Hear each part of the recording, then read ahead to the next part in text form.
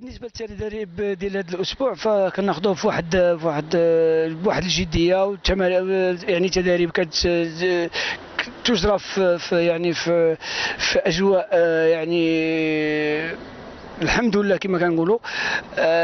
لان الظروف كلها مهيئه لنا باننا باش نخدموا باش نزيدوا مازال نحققوا نتائج ايجابيه ان شاء الله. كاين بعض الاشياء اللي ركزنا عليها خلال هذا التدريب، خصوصا واننا غنلعبوا في ملعب اللي هو صغير، اننا يعني كيفاش ناخذوا الكره وكيفاش نهاجموا وكيفاش ندافعوا، لان احنا في امس الحاجه 3 نقاط خارج الميدان اللي تزيد تزكي لنا النتائج اللي حققناها في الدورات الاخيره. وهذا بفضل الله سبحانه وتعالى وفضل اللاعبين وكذلك المكتب المسير اللي عقد اجتماع مع اللاعبين ويعني وحثهم على يعني الجديه والمثابره في التدريب. حقيقه تفاجات انا ببعض المواقع اللي ذكروا بان الفريق ديال الشباب هو راه ما خدش التدريب ديالو، فهذه ما كنظنش. انا الان شخصيا كنكذبها، لان خدينا التدريب ديالنا عادي هذا الاسبوع من يوم الثلاثاء، لان كان عندنا يوم راحه يوم الاحد واليوم الاثنين.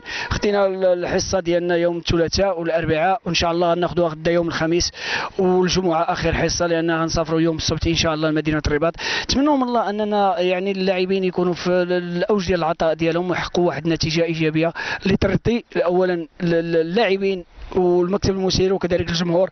الجمهور هو اللي كيساندنا، ويعني واللاعبين يعني الان في واحد المرحله مرحله اللي هي جد صعيبه، خصوصا هي نهايه يعني الموسم الرياضي.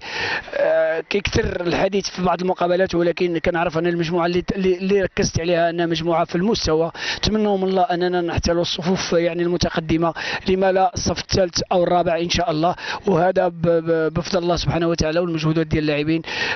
كاين اشياء كتقال في الكواليس، ولكن هذه كلها يعني ماشي في صالح الفريق ديال الهواري. الفريق الهواري فانا الفريق الهواري اولا بدا الاستعدادات ديالو، يمكن ما يمكنش نتحدث على يعني البدايه ديال الاستعدادات من اول بدايه الموسم، ولكن في الميركاتو الشتوي فكانت عندنا مشاكل صعيبه، ما كنقولش ماديه ولكن مشاكل على مستوى ديال يعني اللاعبين. كيفاش يمكننا بعد ذهاب تقريبا واحد 15 ولا 16 لاعب كانوا كيطالبوا بالمستحقات الماديه، وهذا حق مشروع اي لاعب كيطلبه، ولكن بعد الاستغناء على هاد اللاعبين فحاولنا اننا بما فيه الكفايه اننا نجلبوا لاعبين ونحاولوا انهم ندخلوهم في المنظومه ديالنا وفي الخطه التكتيكيه اللي كنبغيو نلعبوا بها. فالحمد لله لحد الساعه احنا راضيين على هذا المستوى، ونتمنى من الله ان اللاعبين يقدموا كل ما عندهم في المقابلات المتبقيه.